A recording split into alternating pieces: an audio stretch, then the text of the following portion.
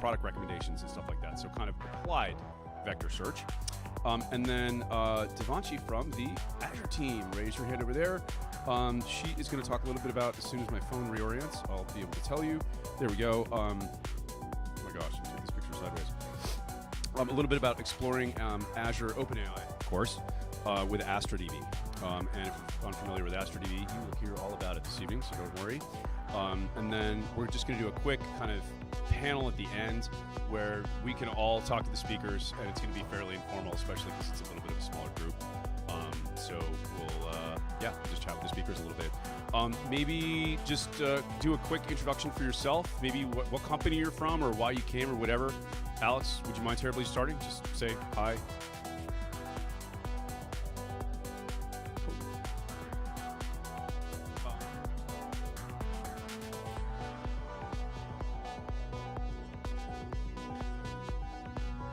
Hi, my name's Mark.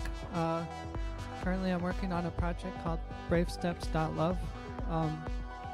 It's a tool that helps with anxiety. It's available on the internet, bravesteps.love. Would be great to get feedback. Thanks.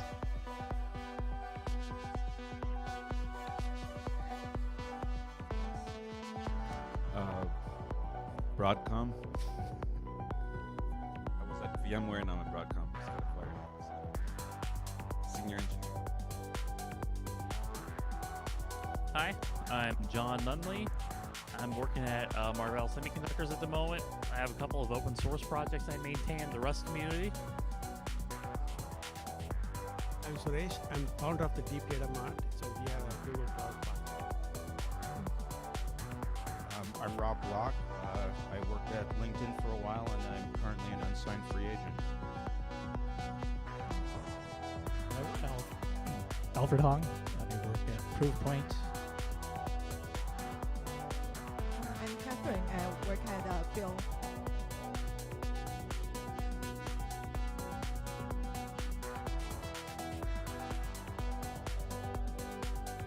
Okay, my name is Steve. I work in a company called Silco. We're a financial fintech company. So it's based in Boston. We're working on a special type of virtual currency, a stablecoin, USDC. Thank you. Yeah, Kevin, work at Google, and I'm a longtime friend of Mary. And so she's here in the Bay Area. So say hello. I'm Andy, currently in college studying computer science. I'm Henry, and I do AI and DevOps and cloud stuff. Hi everyone, I'm Devanshi. I'm one of the speakers, so you'll hear a lot about. David Cowan, former Java developer and proud to be opening a game camera.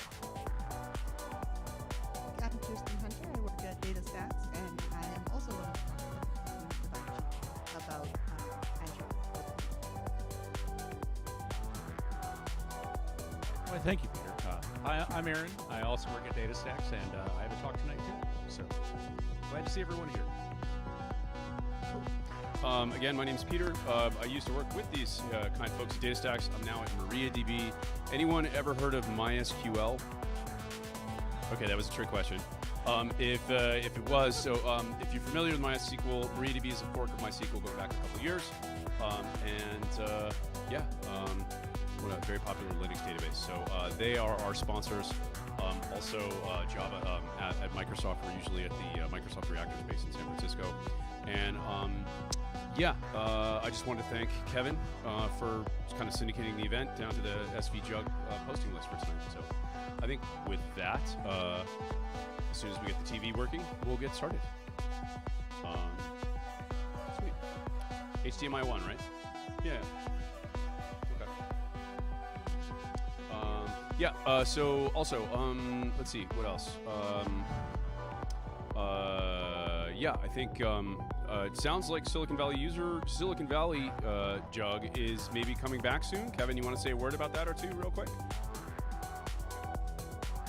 Yes, we've got a new host with Amazon. So Amazon's going to host our meetings going forward or in the near future.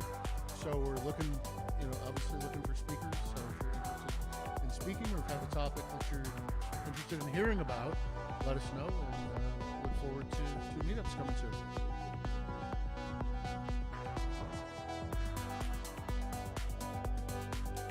I think I was supposed to speak longer.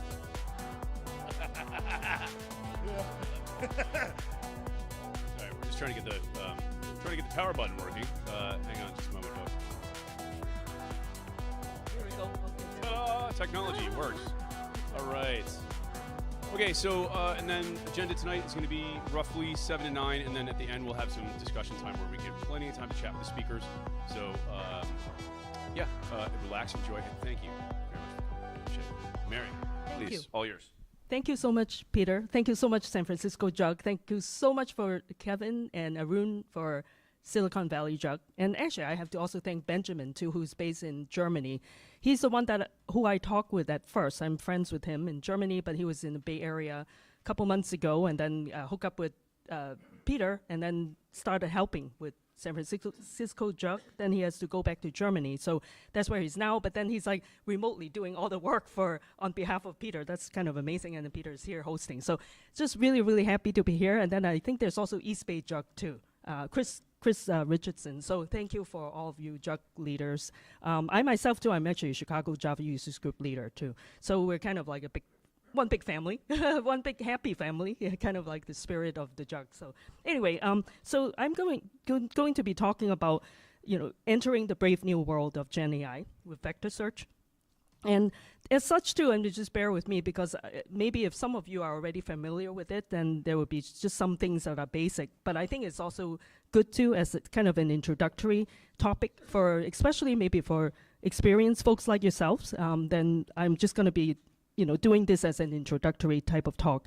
Essentially, too, I kind of came up with that because when I first got switched to doing generative AI at my work, it kind of became a mandate like 5 months ago. Because prior to that, I was working with event streaming and Java and all these things, but then all of a sudden, doing GenAI. So I was trying to look for answers, too, for some of these things. So now it has turned into a talk from just my initial learning. So I hope it will be helpful for you. And also, too, my company, DataStax, too, we were the primary host for a conference that just happened, the Cassandra Summit and AI Summit co-located. That just happened in San Jose. So, many of us kind of were here, or a few of us, and then Aaron and Kirsten, and we're here. So it's kind of really kind of nice opportunity. So again, thank you so much, and of course to Hacker Dojo too for hosting this meetup. So without further ado, I know we have limited time, so I'm going to start. This is just an agenda to let you know the sequence of the subtopics that I will be talking about. I'll just do a brief introduction, the background of AI, and then also understanding the players in this Gen AI era, and also then explain some basic terminologies, the GPTs, NLPs, LLMs, and then getting into vector database, vector search, which is kind of the primary focus of our company now, DataStax. So we're focusing on vector database because Apache Cassandra is kind of our core of our company. So we added in this vector search capability to it. So I'll explain a little bit, kind of high level too, explaining vector embeddings a bit, all of these things. And then a really quick demo, if I still have time, just to show you how you can use our free tier Astra database and managed cloud version, and then just some benefits and challenges and share with you some resources. So that's the plan. So first of all, who is Mary? Who am I? And I think Pieter already introduced me a bit. So just really quickly too, this is about me in picture form. And my interest though is really started more of streaming distributed systems and now moving into more, real-time AI and machine learning type of thing. And these are how you can get a hold of me, but I'll be sharing with you my contact information towards the end too. But otherwise too, like this, I'm a developer advocate and I just love my work. I just love to meet people and outreach, all of these things. So that's why I'm doing what I'm doing. I'm also Java champion and also, again, president of the Chicago Java Users Group. And these are just some of the things I've worked with in the Java space. And I've been a developer. Actually, before this, I was in engineering in the Java space for about 20 years or so, between 2000, and then I became an advocate in 2018. So at IBM, that's where I was before, Java developer advocate. So that's just some of my background. Okay, so now then a brief background of AI. So when I kind of first got the word, okay, I got to start working and talking about AI. So naturally, too, I started looking at AI, really kind of trying to understand it, get a book, trying to understand. But I realized that the very first recorded of AI is actually, believe it or not, it was like in 400 and 500 BC, that long ago. It was actually a steam-powered flying pigeon by this Greek philosopher called Archytas. And it's kind of interesting too, because at that time things were kind of very primitive, but he was able to design this as a steam-powered pigeon. So that's kind of considered an early form of like artificial, not quite artificial, well, kind of artificial too, because it's steam-powered. In other words, we just want something else to do the work instead of us trying to power it. So that's the idea. But like fast forward to the 20th century too, and that's when we started to see more of the modern kind of explosion of research towards AI, that direction. And if I kind of look at it too, basically 1950s, that's when Alan Turing, the father of modern computer science, he started asking, right? 1950 came up with this paper, Can Machines Think? I think that's kind of, the thoughts of this whole industry already was, started off at about that time. And as you can see the timeline, all these other things are happening at the same time. And then I just wanted to point out too, I think one thing is kind of became a bit famous too, was actually the IBM Deep Blue that was like beating the king of the chess, or the chess champion, Garry Kasparov at that time. So that's kind of, an early form of AI, not like what it is GenAI now, but then it's paved the way for where we are today. So that's just some of the things I wanted to talk about. But essentially too, AI, artificial intelligence, is really all about automation. So just wanted to tell folks is that don't get scared. There are a lot of also rumors or people kind of like, oh my gosh, AI is going to take over our jobs. My thing is that they don't even worry about it. Guess what? There's so many things to solve in this world. And AI, just think of it more like helping us to solve problems that are, doing things that are harder for human beings to do. It's probably more about, doing a lot of repetitive things, or like doing some of these things that are requiring you to do, long kind of computation, some complexity that you can actually delegate to a machine to do it for you. So think of it as just an automation, a tool for us to achieve a better end. And so we need to be solving more in, kind of problems that needs to be solved that are requiring us more creativity.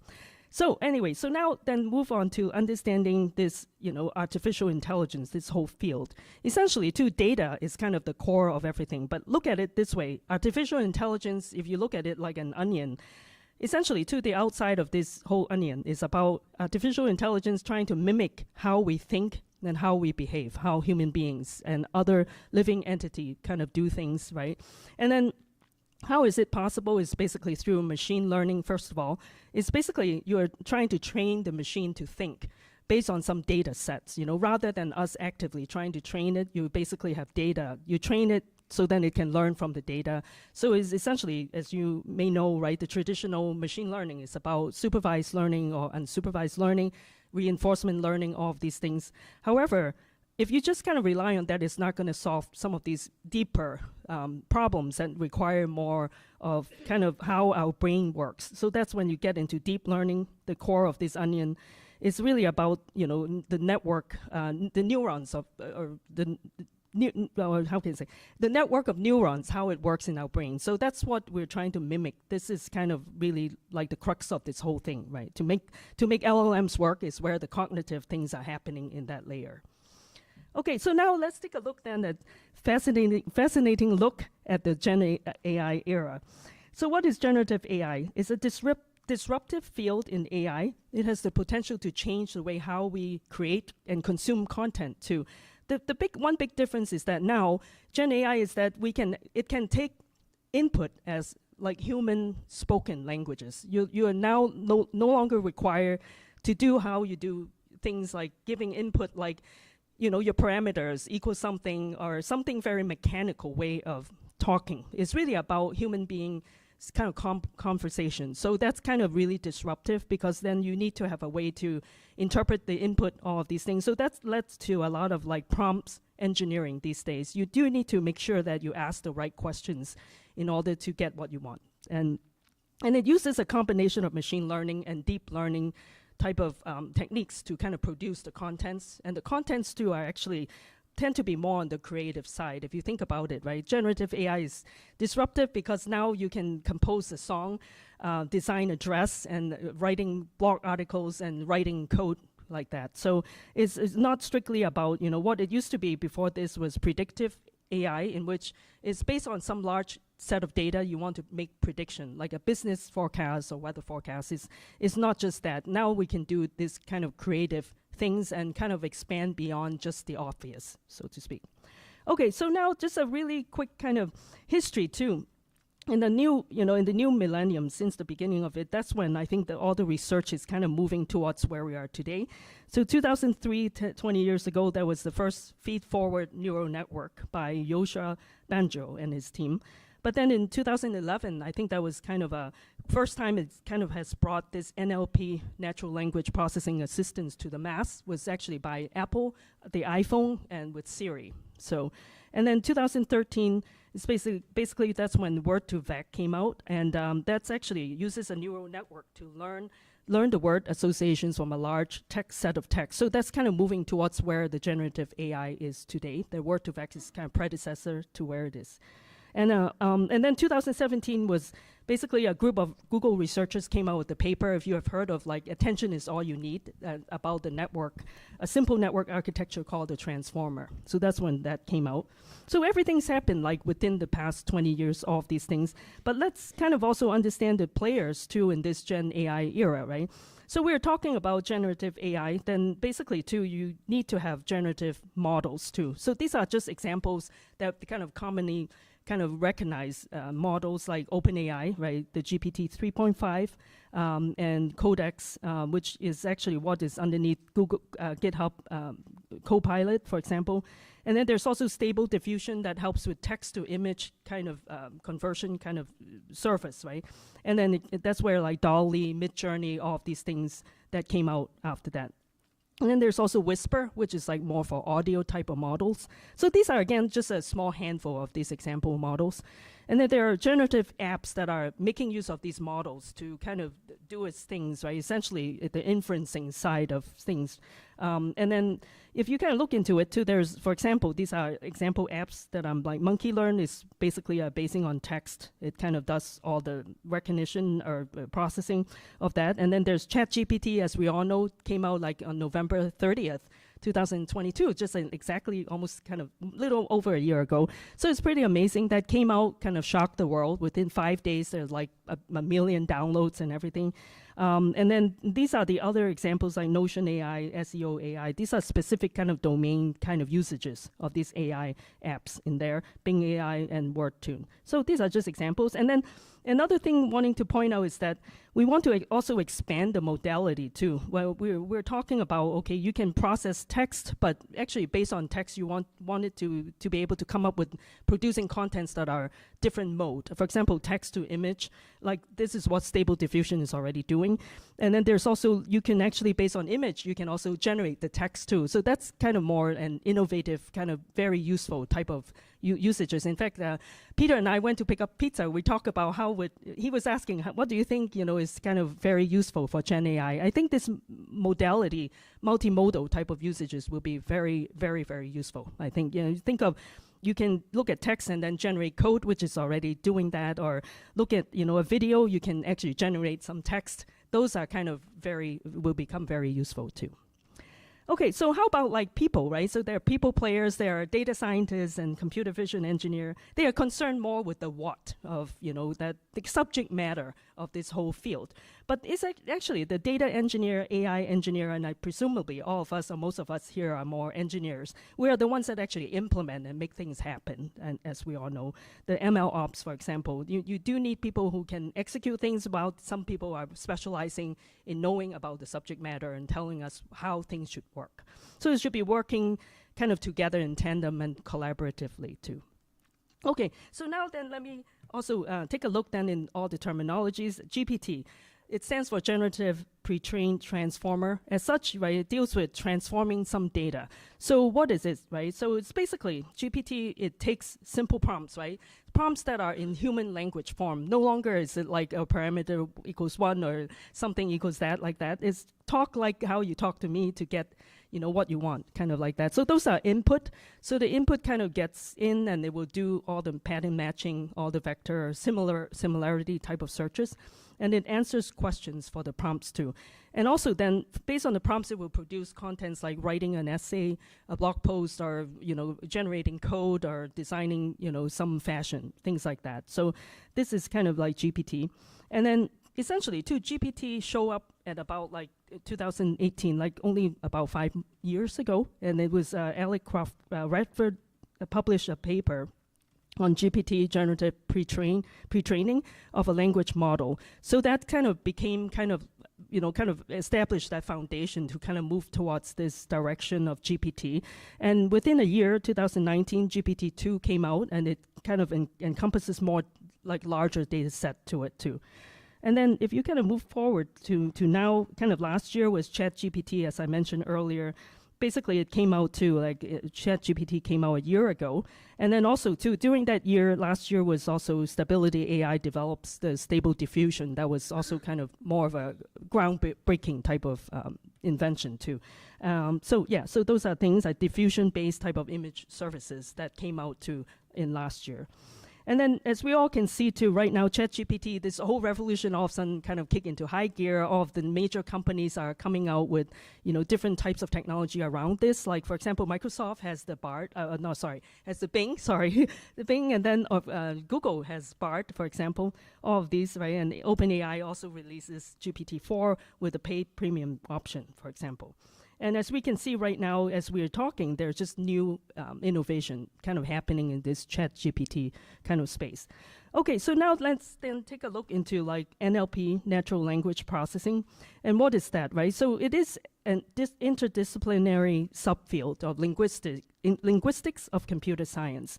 So as such, you know, we need to be able to process like natural language data sets. So they're kind of unstructured type of data set too. And so that there, you know, exists a need to kind of know how to process it, and it's pretty much a rule-based or probabilistic machine learning type of approaches. And it enables computer to learn from the contents and including like contextual nuances too. No longer are you just kind of doing things like mechanically, but you want to instill more intelligence in it so that it can generate, you know, answers that are rich, you know, kind of including the context too, and able to also draw insight from, you know, let's say a documents, things like that. So kind of essentially to help us enhance our kind of way of interpreting some of these data too. So. Okay, so now then let's move on to like large language models, and everybody is now talking about LLMs, especially engineers too, because that's what we work with, and that's what it encompasses, you know, all of the kind of data that it has been pre-trained essentially. So it's a type of machine learning model. And it's also what is called like foundation type of model too. And typically it incorporates so much data that it is processed, and it takes up a lot of money too, as we know. It takes a lot of GPUs to process it. So not only that, like it takes a lot of time just to process it. It takes probably weeks or months to generate an LLM. It's not something that we do on our own, like individuals. Maybe you can do small ones, little private ones for your specific company needs, so you can do that. But like for the general ones, there's just no way anybody can do it. Usually it's just all the companies kind of collaborative effort, like OpenAI, for example, that will do it. And the thing is with LLM is that it generates and classifies text. That's its primary kind of purposes, and it answers questions. And these questions come in the form of prompts, just like a human being, analyze all the sentiments and also like chatbot conversations, for example.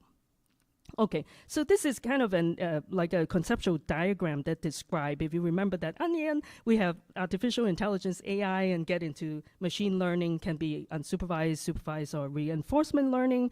And then you go deeper into deep learning that deals with the neural networks kind of layer.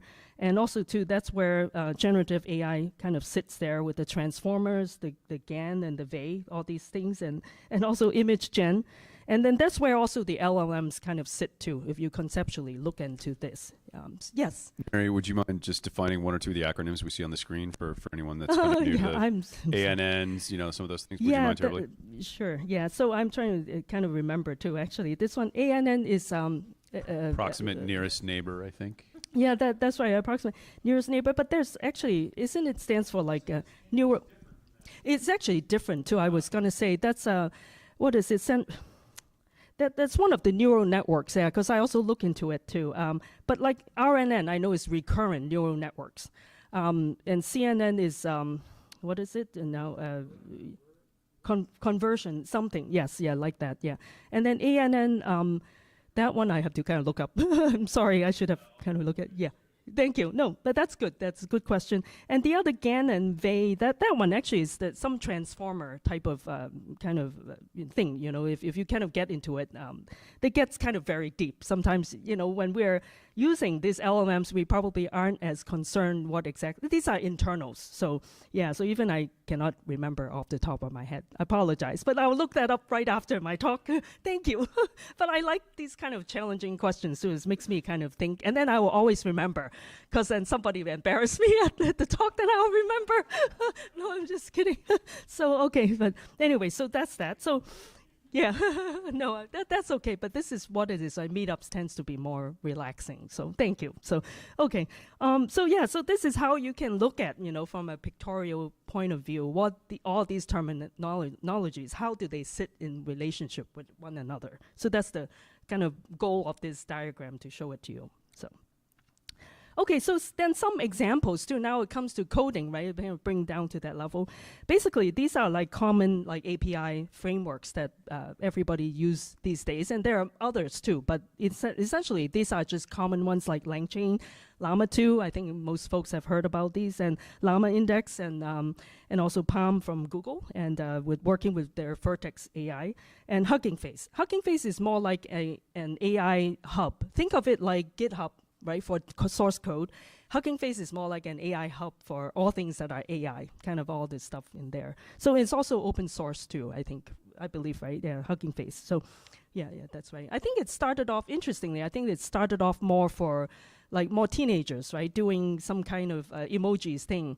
And then it just eventually expanded to today's like usages for GenAI, this type of libraries, getting more sophisticated. So, okay, I just want to make sure I'm kind of keep making sure not spending way too much time. Okay, so now then it gets into this vector database and vector search. We want to also talk about what our company has too, but first kind of try to understand what vector database is. So if I sum up, it's basically a purpose-built kind of database that serves up vector data type for complex machine learning kind of purposes. And so essentially too, maybe some of you, I think one of you were talking about embeddings. So essentially too, how it works is that, in a kind of high level sense, and of course, Aaron and Kirsten will be talking more about that, so I let them talk about the details, but for now, just an introduction is that it relies on vector embeddings, and these embeddings are essentially numerical representations of the data that you have been kind of map it to some,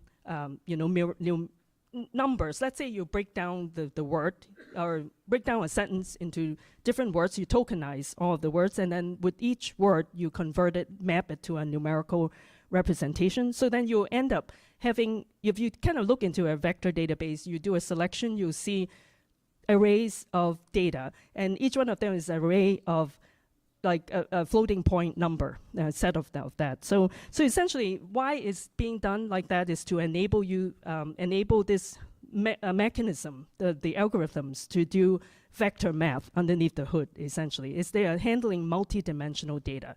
So how can I explain it a little better? It's basically multi-dimensional data versus what we are actually more used to, which is scalar type of data sets, which is like single dimension too. So now we want something more complex, being able to handle the relationships. How do you find patterns matching the different dimensions of all of your data, how they relate to each other.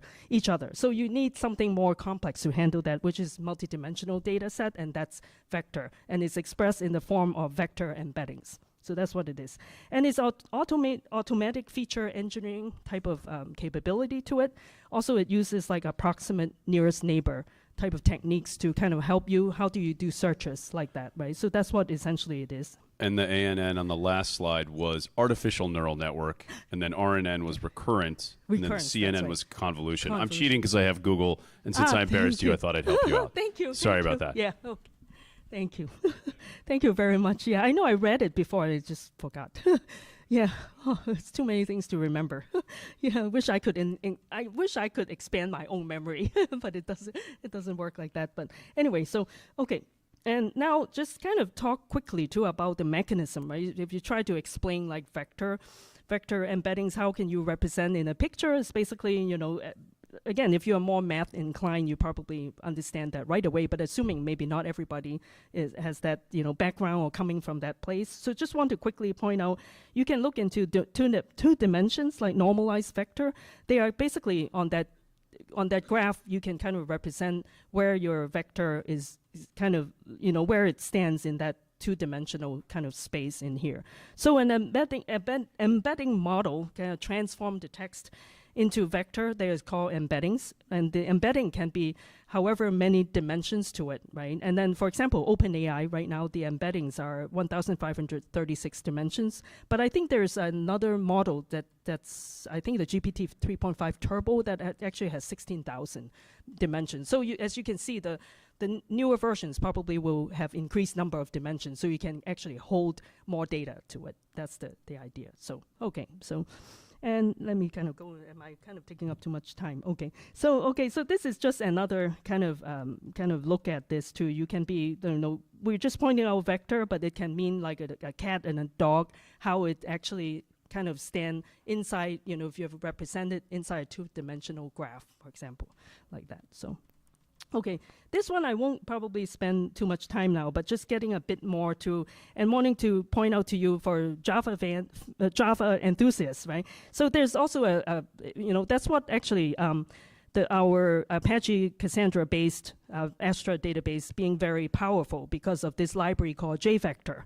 JVector essentially is a pure Java implementation, and it helps and makes use of the Project Panama, a SIMD type of vector kind of capability to implement the solution to do vector searches, vector queries, and very, very fast. So very highly performant too. And it's actually, here too is kind of using an example of HNSW. Is actually what is also being used by some of our competitors, I guess, instead they use it, right? Aaron probably knows and can explain better. And so now instead of using that, we actually have JVector that makes use of this, you know, and you know, this library to kind of power all of the vector searches and storage, all of these things underneath. So making it really, really fast. And it's developed by our founder of data, technical founder, Jonathan Ellis too. He wrote this JVector, and you can also check that too, and I can share with you the GitHub repo if you're interested. So, and then also actually here I didn't mention is also our company also has our chief architect, Jake. He develops the JLlama, which is a Java implementation of the Llama library too. So yeah, we have a lot of support for Java too from our company. So yeah, so that's good. So okay, so essentially too, yeah, okay, I think I already talked about enough of that. And so here, just kind of quick kind of explanation again about vector embeddings. You can use them for similarity searches and clustering or recommendations and anomaly detection, diversity measurement, and classification. So these are kind of what vector embeddings can be used for, you know, not just for the similarity searches, but really multi kind of purpose too of using vector embeddings. Okay, so just a kind of quick note too about where you may be asking, like, what about traditional database in using an AI? You can certainly use it, and nobody will stop you, but again, you know, it doesn't have the capability of handling multi-dimensional data. Doesn't, you know, and so if you want to do that, it's going to take a lot more energy, time, and effort, and so it's just probably not worth it doing that. So use a vector database such as our Apache Cassandra-powered Astra database. Okay, so here, that's just another kind of diagram to show it to you. But again, I will share with you. This is maybe just beyond the of this talk now. I have another talk that talks about retrieval augmented generation apps too. But this is just from there. So you can see how vector database is becoming important, because any kind of processing, you need some storage that can be persistent too. So that's what you may want to consider, using a proper vector database to help you do that. Okay, so now would I have time to, or do you think, should I kind of do a quick thing? Let me just do a quick time check. Because Thanks I think for probably Aaron will asking. be showing vector database too. But yeah. I'm like maybe a little bit too much. I can Yeah, I skip think this we are a part. little over. A little too late. Yeah. So okay. But you know, that doesn't mean we can't do something towards the end. Towards the end, if there's time. If there's time. Okay, yeah, but Cool. so just want to kind of quickly share with you a couple of resources, so then I leave time for the other speakers too.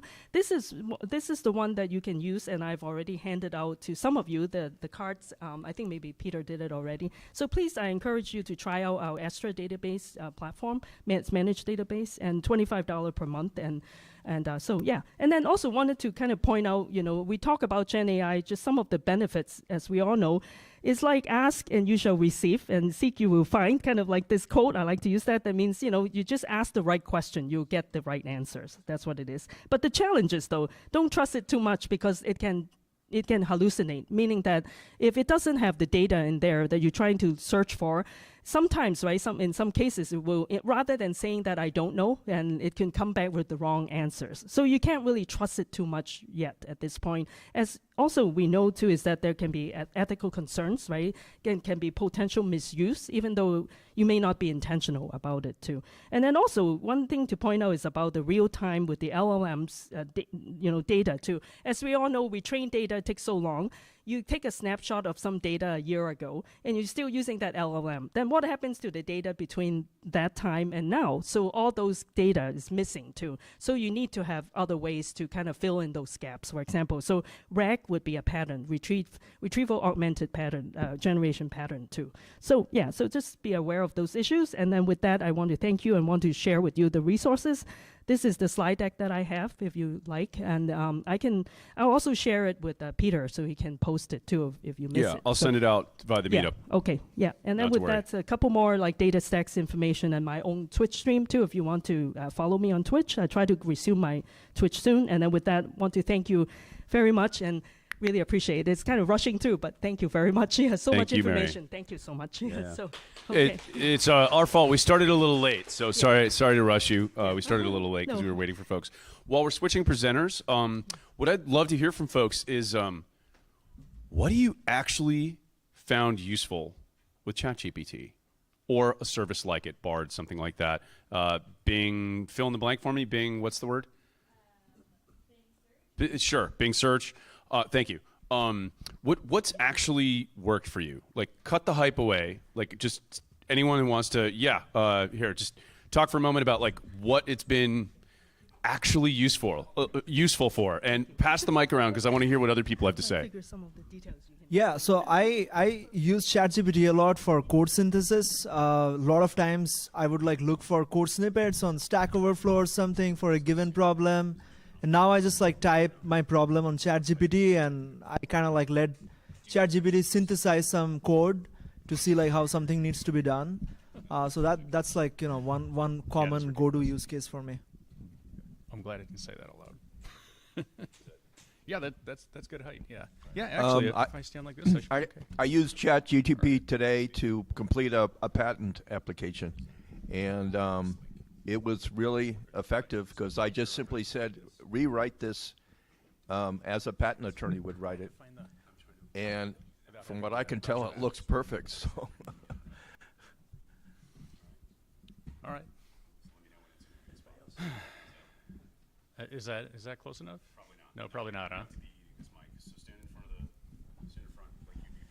So in addition Maybe to being a developer, I'm also a comedy writer, and ChatGPT is very controversial in among writers, as you can imagine.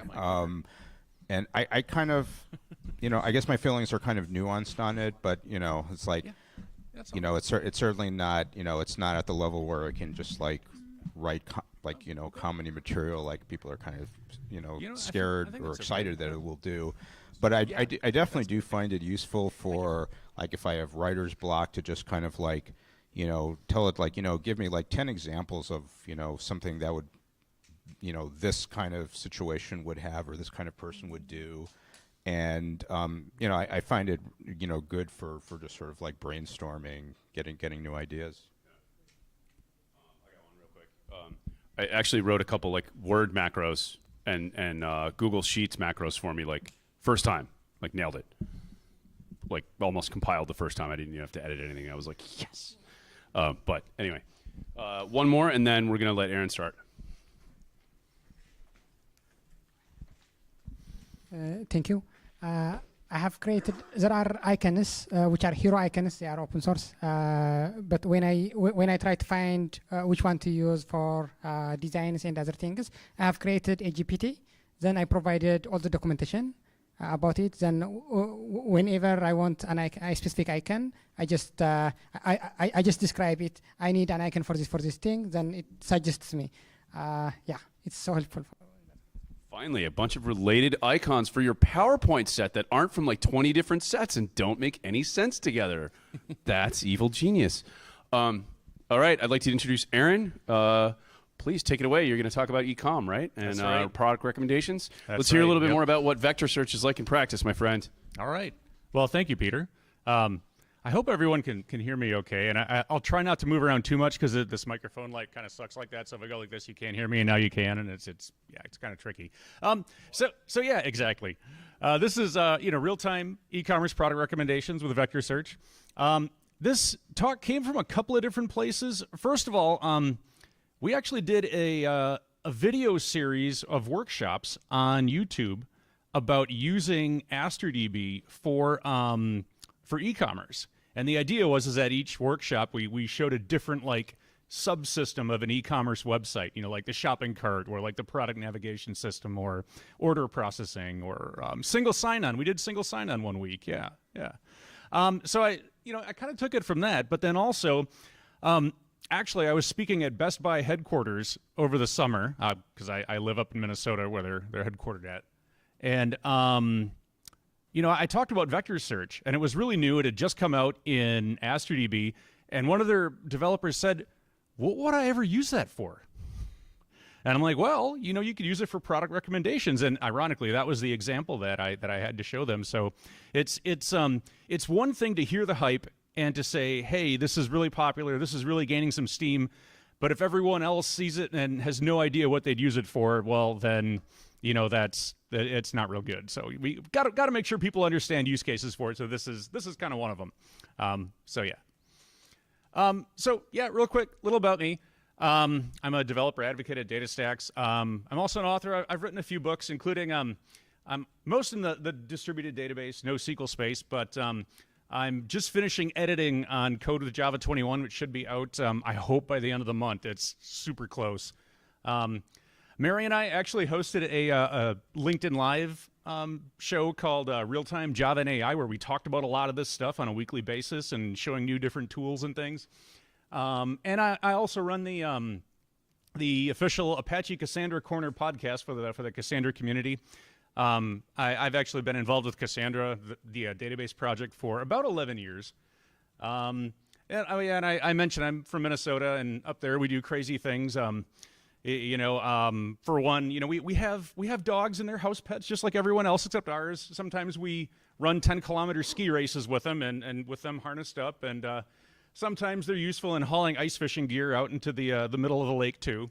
And that's one of my daughters doing some snow angels there on the side. But anyway, I digress.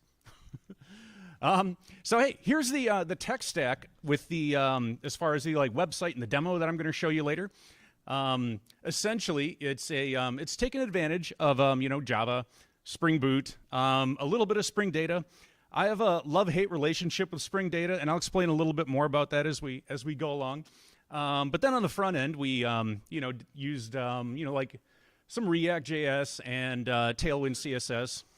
I know Tailwind CSS gets a lot of hate, but I'm more of a back-end engineer. I really don't want to spend a lot of time on what a website looks like. So Tailwind CSS lets me get away with that. But the part we're going to focus on today mostly or at least in the onset here, is the services layer of that, because that's where a lot of our engineering around building out the recommendation service and building out the our vector embeddings to help us out. Thankfully, Mary went first and defined like what all these things are: vector databases, vector search, embeddings. I'll talk about it a little still, but you know. But the idea here is that we kind of have a separate data loader project, and the idea with that data loader is that it takes our product names, it takes kind of our product data, and it generates embeddings from that. And specifically, I'm using Hugging Face for that. And Mary talked a little bit about what Hugging Face is.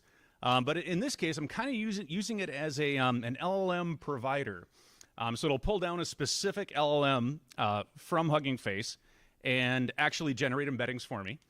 And then we'll take those embeddings and actually store them inside of Apache Cassandra.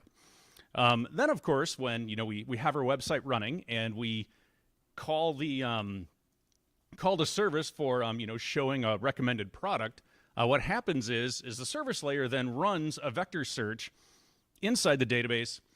Database returns the results, and then we can display the results and say, hey, you added this to your cart.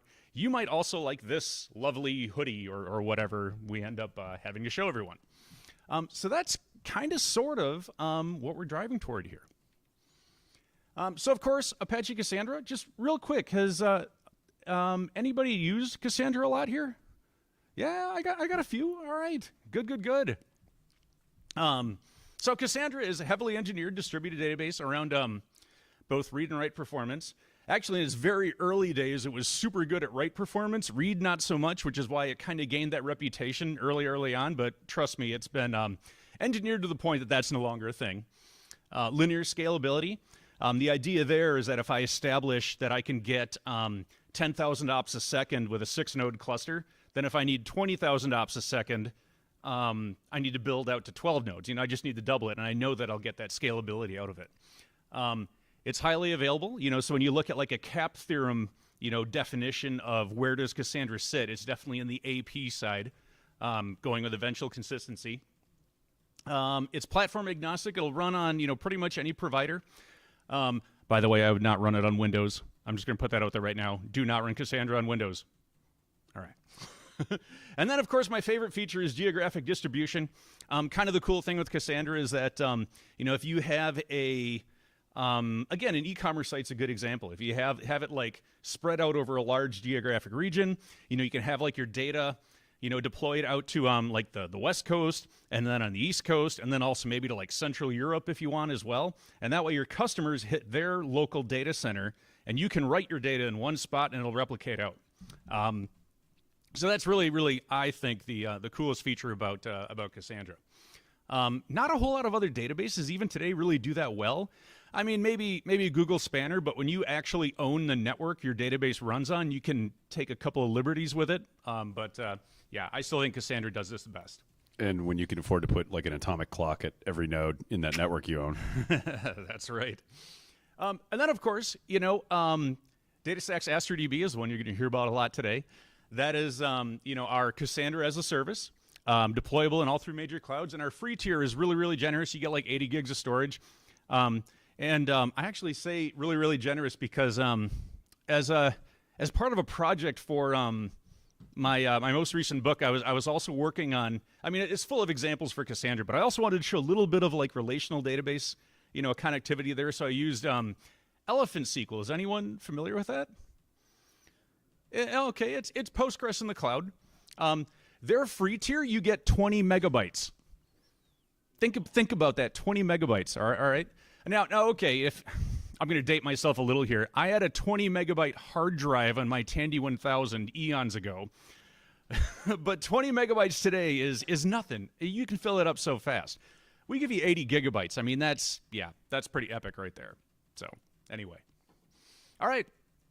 So like I said, this also does run on Spring Data Cassandra for the data layer. Spring Data Cassandra does some really great things with ease of configurability.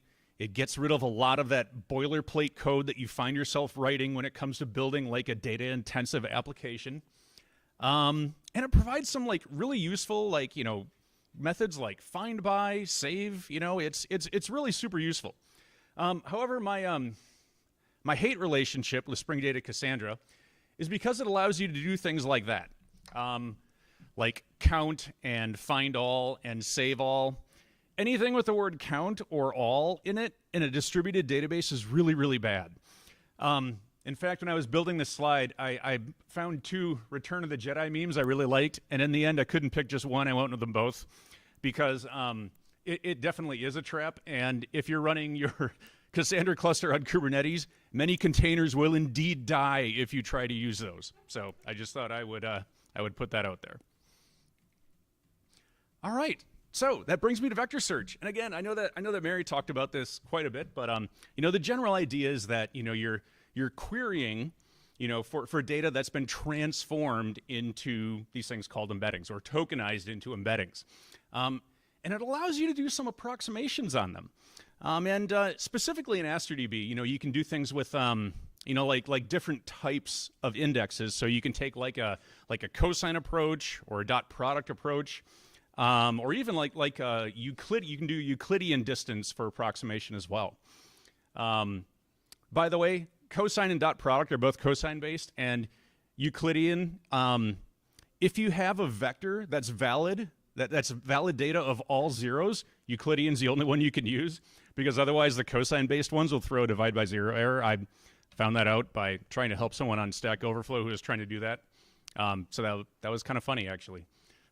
Actually, I emailed our support, and I'm like, why am I getting this error? Like, well, it's all zeros. You're dividing by 0. And then I went, oh, yeah, you're right. Go ahead, Peter. Without belaboring the explanation, because I don't want to distract you, what are we looking at, that screenshot? It's like, this is either a screenshot from your latest League of Legends rounds, or it's a data visualization, and I'm not sure which one it is. So it's neither. I built the first iteration of this presentation when I was on a big Cyberpunk 2077 kick, and that is a map of Night City, actually. So, yeah. It looked cool as a vector-ish kind of visualization, so that made it in there. And you'll see other influences of Cyberpunk that didn't make it out, actually. Anyway, I digress. So, Mary kind of had a slide like this too, but I really like these slides where we actually take... we kind of distill this down into a two-dimensional vector space, because it makes it so much easier to understand when you're first getting into this material. And the idea here is that maybe we have a website that's for like pet supplies, right? So we have like a love my dog ring chew toy and a love my dog tennis ball toy.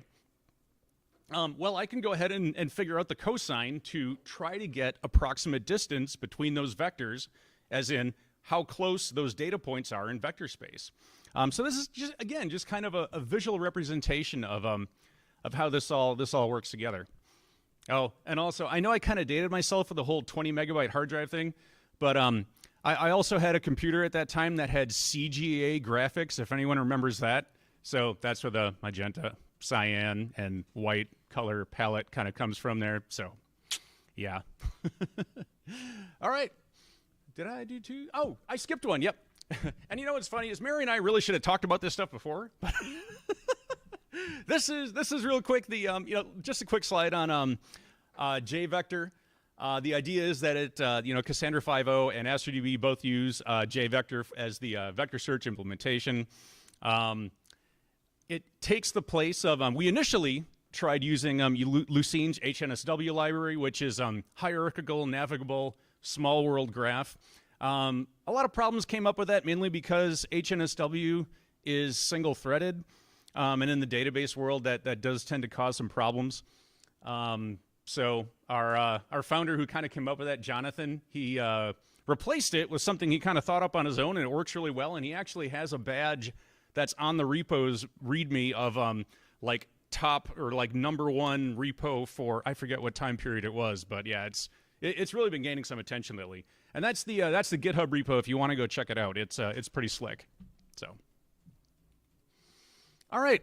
So when you're using Cassandra and you have to think about, hey, how are we going to build our data model? Kind of the main thing you need to do is ask yourself, what are your queries going to look like? And the reason for that is, if you go back to like the relational world, really you can like, build your tables, build your data model out first before you even know what your queries are going to be. And then maybe you can add some indexes to kind of adjust for your queries. Well, in Cassandra, it's the other way around. You got to think about your queries first, and then you build your table to kind of suit that. So we really only have 2 queries here. We want to be able to pull back product data by ID, and we want to be able to pull back product data with an approximate nearest neighbor of a vector embedding. So the idea is that we'll load a product and we'll have it. We'll take that product's vector, and we can search on that vector and find products that are similar. Easy enough. So, the table creation, and by the way, CQL or Cassandra query language is very similar to, SQL. Just don't try the join keyword because that's not there. But anyway, in this case, we have the product vectors table. Product ID is our lone primary key. And then we're going to use a storage attached index on the product vector column, which is of type, it's a 384 dimensional float. Mary talked a little bit about some of the different models and the dimensions that kind of come with those models. So the idea is that when you're building your vector data types, you want to make sure you're making them big enough to handle the dimensions that are coming back from the model. You can kind of see that a little bit here too when we talk about which model we're going to use. For this case in particular, I'm using Hugging Face's All Mini LM L6 V2 model. It's technically a sentence transformer, but the idea is that we're taking product names and we're using this to tokenize them out into vectors. And the vectors that we're going to get returned from this LLM are 384 dimensions. There's a little bit of a trade-off here with the number of vectors and how accurate you want your results to be. The more dimensions you have, the more accurate your results will be. But the slower those queries are also going to run. So fewer dimensions, I figured that was a happy medium for this use case right here. So yeah, and the idea is that we're going to use LangChain that, again, Mary also mentioned. Thank you so much for mentioning all that. My talk is going to go so much faster now, right? So LangChain is actually going to allow us to interface with that model and pull everything down that way. All right. Oh, and of course I got ahead of myself and started talking about LangChain, and I have a really fuzzy graphic up there, and I thought I replaced all those, but I must have missed one. All right. So essentially, LangChain is a framework for building AI-powered applications, and the cool thing is that it abstracts a lot of the nitty-gritty details of working with large language models. So really, it absolutely simplifies what you need to do on the application side for sure. It also gives you API access out to OpenAI, as well as Hugging Face as well, and I think it might also work with Cohere if I remember right. Of course, if you're here like me, you're a Java person. And LangChain really only has libraries for JavaScript and Python. So that's kind of the sucky part there. But fortunately, there is a project out there called LangChain for J. That, again, another one of our coworkers at DataStax spends a lot of time on this. Cedric Lunvin works a lot on LangChain for J. And yes, it's essentially a Java implementation of Python, like LangChain's Python library. And again, the idea is that it kind of makes it a lot easier to work with and implement and get results from large language models. So that's what we're going to use in our code example here today. So here's what the loader kind of looks like when we're using LangChain for J. So you can see, is my oh, it is working. Oh, it's just not showing up on the monitor. Well, okay. Well, you can see kind of at the top, and I apologize for the small font. I really did try and get this as big as I could. Trust me, I'm fairly blind too. But you can see I'm defining the All Mini LM L6 V2 model at the top. We get to about the middle, and that's where we're actually reading a CSV file that has our product IDs in it. It rips through that file, splits it out, and it actually, toward the bottom here, then I have to get back to my microphone. That's where it actually takes an ID and pulls the product name back. The second to bottom line there is where it's actually generating the embedding. So for each one of these product names, it's going to make a call out to the LLM and generate that embedding. And that's how we get our list of float back, or 384 dimensional float to be able to insert that into the database. So that's really how our data gets to the database itself. And once we've done that, we can do things like this, where we can select from that product vectors table, and then we can do an order by, the product vector column, ANN, or approximate nearest neighbor of, and then we actually, in this case, paste in our 384 dimensional vector. Now, of course, that didn't fit there, but this is just a slight example. The main thing too is that I also have a limit of 8 on this query. I only want 8 results back, and the idea is when I run an ANN for a particular product, it kind of brings back data like this.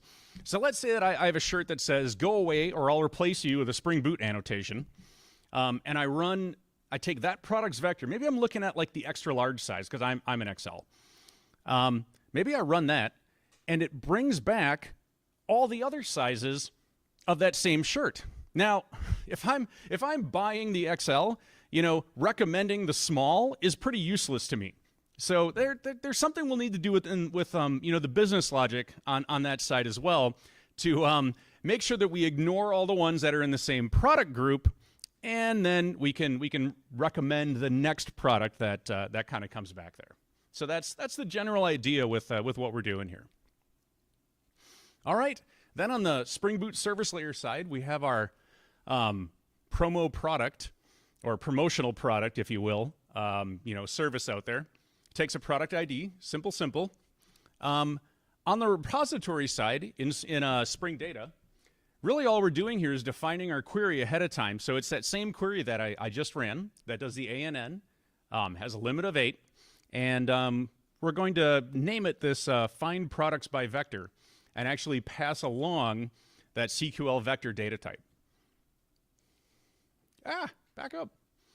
Okay, and then for the get promotional product, essentially we take whatever product ID that we've added to our cart, and we grab the name. Then we're running our find products by vector on the vector for that name. In the middle there, I have a little for loop that does a quick mapping of Spring Data POJOs to Spring Data entities. Actually, the other way around, the entities to the POJOs, because that's what you get entities back from the repository. And then at the end, I'm actually doing the business logic of, hey, give me the first product that's not in the same group. Because again, if I have the XL, I don't really want the small because that doesn't do me any good. So that's the idea there. All right. I actually do have a super fast demo that I can show here, and I'm going to need to kind of crane my neck here because for some reason my M2 wouldn't allow me to mirror the screen here. All right. So if I right click over here, and I should be able to do, run as Java application. I know, and I'm one of those people who still uses Eclipse. I've been using Eclipse for like 16 years, and I just never went to anything else. And I don't like VS Code, and I'm sorry. I know Devanshi's from Microsoft, but... It's okay. You already trashed Windows, man, so it's fine. All right. So I jacked up the font enough, but I can go down here and see that it did, in fact, start our application here. So you can see the JVM is running. So if I go over here, and maybe I'll do that. And then it should be on local host. On 8080. Does that say 8080? I think it does. No, it didn't like that. Okay, hang on.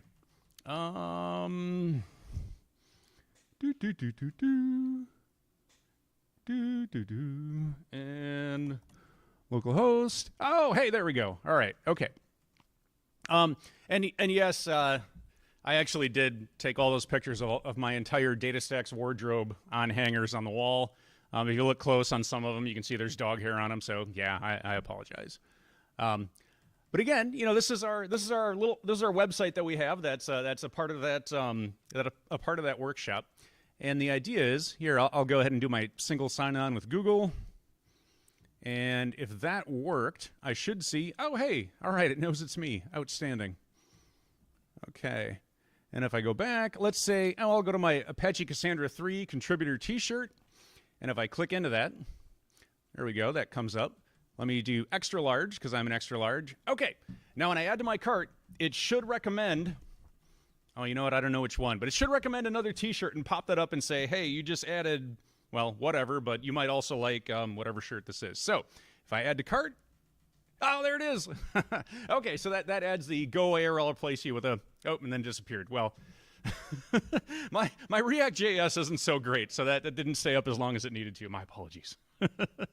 But yeah, as you can see, that did recommend another product to us. So again, if I kind of go, oh, let's go T-shirts, and maybe I'll try the. Oh, come on, load. Oh wow, really? All right. Okay, let's try this one. Okay, there we go. I got our DataStax 1 team shirt. In fact, I saw somebody wearing that one today. I can't remember who now. All right, so if I add this to cart, what do we get back? Oh, we get the, well, I get a Macintosh warning, but we also get the DataStax Gray Track Jacket recommended to us. So there we go. All right. Oh, you know what? I need to, yeah, let me stop that. And I can bring that back over here. And then I can get back to my presentation. Oh, and I should have mentioned, yeah, I'm still in the cyberpunk, slides there. But the GitHub repo down there is actually my prototype that has the vector search capability kind of coded into it. I haven't got around to merging that back up to the main project yet, but that is it's on my list. Other resources. So yeah, the top one there is the URL, or GitHub for the project that we just saw. Ecom product embedding loader. That's actually the Python version that uses like full-on LangChain. I had that in there from the last presentation I gave. The line in cyan there is for our YouTube channel, DataStax Developers. We have all kinds of things on there that walk you through, like introduction to Cassandra, Astra, even Apache Pulsar for streaming. We also introduce you to LangChain if you want to learn how to use LangChain and things like Llama Index. So I highly recommend check it out. We have lots of resources out there. If you want to check out Cassandra, we have the cassandra.apache.org as well. And of course, try out AstroDB with vector search. Like I said, our free tier is pretty generous. So yeah, I think that's all I've got. Sweet. So. All right, thank you, Aaron. Hey, welcome. And definitely quite a bit better than the usual website experience that most of us probably get, right? When you buy the belt, it just keeps presenting you the belt. It's like, buy the belt again. No, I don't want to buy the belt again. I How many belts do you need, right? Yeah, seriously, I mean, yeah, I know. that's, yeah. It's like, that's just dumb retargeting, And I think we've all seen that. It's like, I already bought this thing. Why are you telling me to get it again? Come on. Okay, so next up, we're going to have Kirsten and Devanshi talking a little bit about exploring Azure OpenAI. So while we get them plugged in, maybe if anyone else wants to just kind of shout out what some other interesting things they've figured out how to use GenAI for. If anyone didn't get a chance to talk earlier and wants to say something, go right ahead.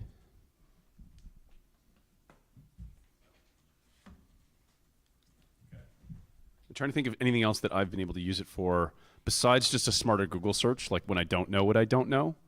Yeah, Aaron, what do you got? I know I'm talking a lot today, but for those of you Swifties out there, we did actually just release Swifty GPT, which is your own personal Taylor Swift assistant that can help you with all the data and fan knowledge on Taylor Swift. So yeah, that was a thing. That was a little like super secret project that we had, and we released it on. I think yesterday was. I don't know. her birthday was like yesterday, I think, or something like that. So that's when we released it. So that's a fun little thing you can check out. And I know that we have links to that GitHub repo as well. Again, if you want to kind of see how to do like a conversational chatbot.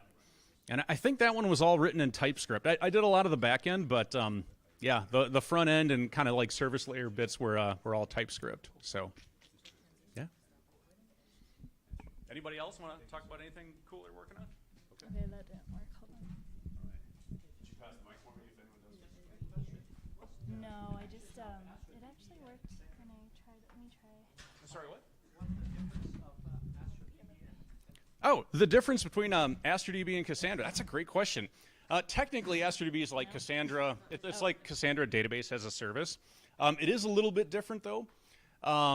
We actually, it is based on Cassandra, but we've diverted a little bit. So, but the cool thing is, since we have a really close relationship with the Cassandra community, so there are things that we'll do where we'll send, we'll send our code back to the community project, and then of course there's things that the project does, like ACID transactions, which will be coming out shortly, that we're going to actually roll into our products as well. So it kind of works as a two-way street, and we actually have, outside of Apple, I think we have the most engineers working on the Cassandra project. So, yeah, good question. Anyone else? Okay. All right. Devanshi, take it away. And I think Kirsten, you're going to be joining her at some point, or when she's done. Very good. We're the dream All right. team. Thanks for We're joining us. taking turns. Okay. Well, hi everyone. So great to finally meet you. I don't have wonderful bio slides like the other presenters did. So, hey everyone, I'm Devanshi. I work at Microsoft. I am a cloud solutions architect, and I work particularly in the AI and ML space. So it's very exciting stuff that I have to talk to you about today. And honestly, I haven't done in-person meetups in a while, and so this is just really great to be in front of people and not virtual. So, okay, let's get started. I have a lot to share. So my goal today is really to give you guys a background about a lot of the AI developments that are happening at Microsoft, and specifically in regards to large language models like Azure OpenAI.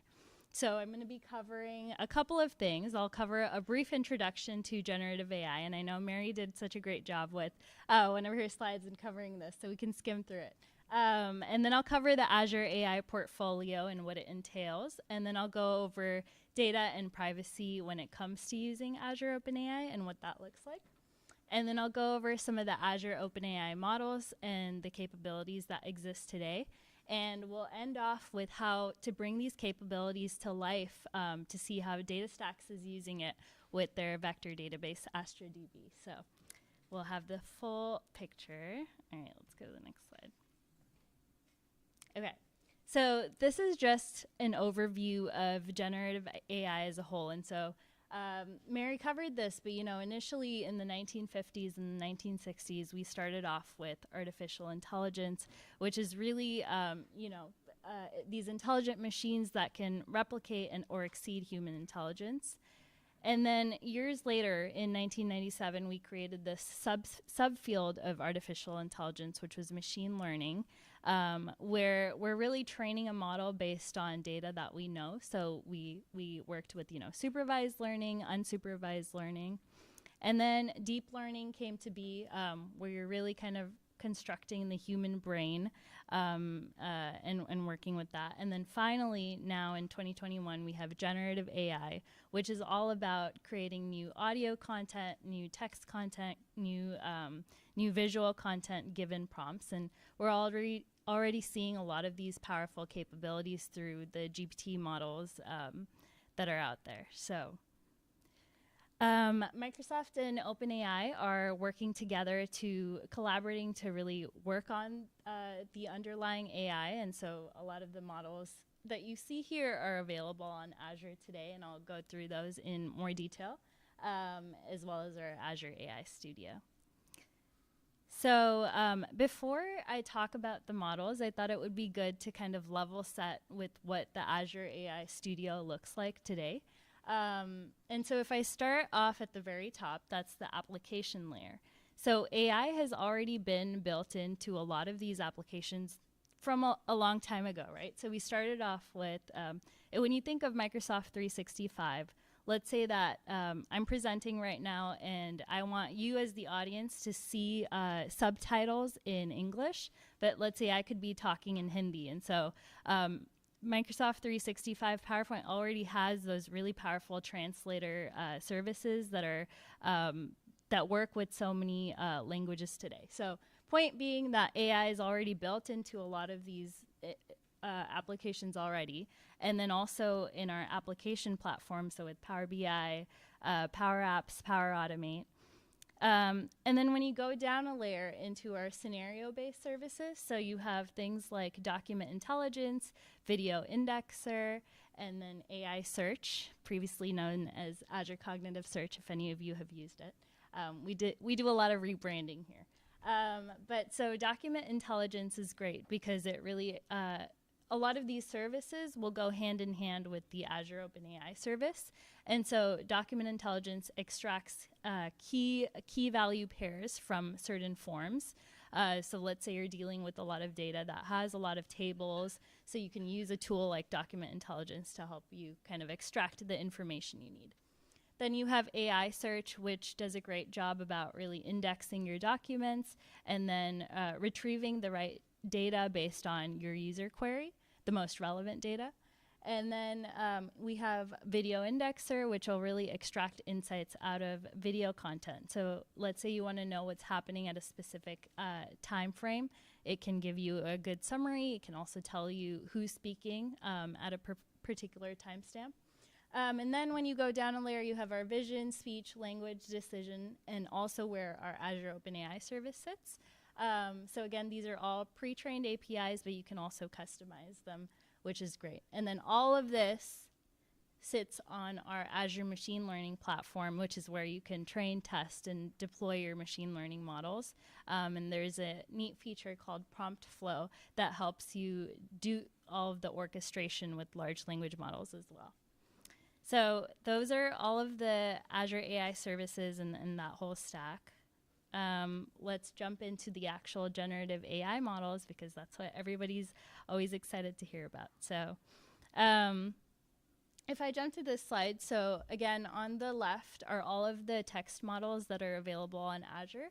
And then on the right, we have DALL-E. There's also Whisper that was mentioned before, and then our embedding model. And you'll see that today when Kirsten is giving a demo about the use of some of these text models as well as the embedding model as well. And so it's important to remember that all of these are deployed in your Azure subscription. They're secured by you, and they're tied to your data sets and applications. Okay, so these two models, GPT 3.5 Turbo and then GPT-4, they can understand and generate natural language or code. And GPT-4 can solve, difficult problems with greater accuracy. Again, both these models have different performance and different costs. So when you're working with your use case, it's really important to kind of do that performance benchmarking to see which one may be the best for your particular use case. Okay, this one's exciting. So we just released GPT-4 Turbo with Vision. So we've been in this space where we're mostly working with text as our input, right? But we're opening this new chapter. We're working with image and video content, so really opening up that multimodal space. And so GPT-4 Turbo with Vision helps us do that because the way that it works is you use a text prompt and you give it an image, and then you get back a text output.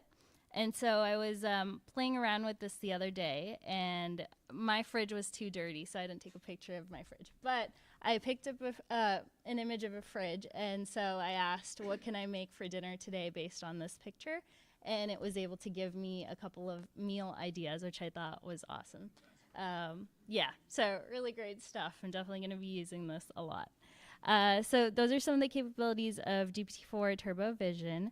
And then we have DALL-E, like I said. So this is an image generation. So it generates image based on natural language. So all of these images that you see today are generated by DALL-E. These are actually my holiday plans, if anybody was wondering. I will be doing puzzles and going ice skating and making peppermint bark. So exciting stuff.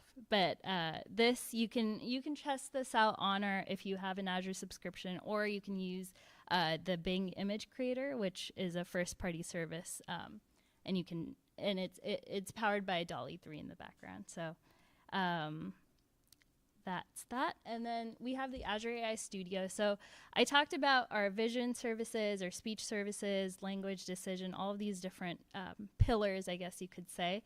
And so previously we had separate studios for each one. So we had a speech studio, a vision studio. Now everything is coming together, kind of an one-stop shop at the Azure AI Studio. And so you can work with these different you can really bring in the capabilities of the multimodal space by working on the Azure OpenAI Studio along with all of these other ones. So that's really awesome. And then we have this thing called Azure OpenAI Service on your data. So it's also known as Add Your Own Data. So if you guys are familiar with the RAG pattern, retrieval augmented generation, and you guys are just getting started out, then I think this is a great tool to really put in your own data, see how well it's doing when you're chatting through your own data and the responses that you're getting. And if you find that it's not being as accurate as you want it to, then there's a lot of avenues that you can narrow down to, right? Like maybe you have to fix your prompt engineering, maybe you have to fix your chunking strategy. Maybe the retriever isn't working as well as you want it to, right? Maybe it's not even getting the right documents in the first place. So this is a great tool to try out. And actually, going back, this is now going to incorporate a lot of the GPT-4 vision with Turbo. So you can also add in your images and your video content as well. They're bringing everything together. Quick question. Yeah. Back one slide. Yeah. What was the? Sorry, I can never remember the AWS logos. I know the Elasticsearch. I know the Redis. What's that one in the middle? Oh, that's Is that good. Any idea? Don't worry about it if you don't. I was just curious. Yeah. It looks like an Amazon logo because it's totally nondescript and meaningless. I'm not sure. Okay. Yeah. No worries. Check on that one. Just curious. Thanks. Okay, and then because we're working with so much data that's going in and going out, right, it's really important that we moderate the content. And so we have built in responsible AI standards. So this API, AI content safety, kind of works with 4 different categories. So you have hate, sexual, self-harm, and violence.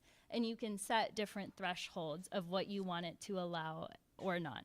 And so, you might ask, like, when would I ever want a low threshold for violent content? But let's say you're creating a video game, and so you want higher violent content or language within that game. So this is pretty neat, and it's built into our Azure OpenAI service, so it's ready to test. And then finally, again, just, when you're working with Azure OpenAI models, your data is your data. None of the data that you're using is going to be stored, right? And also, because these models have been generated with OpenAI, we're not going to use your data to further train the models. So that's just an important reminder. And now, because we've seen all of these capabilities and all of the models that are out there, I think it's a great transition to a demo and seeing how DataStax is using Azure OpenAI today. So I will turn it over to Kirsten. Demo time. Thanks, everyone. Yeah. Do I have any credits? You can actually sign up for an Azure subscription. You'll get, I believe it's 200 free credits. So you can start playing around with it today. Yes. Cool. Let me take my charger out.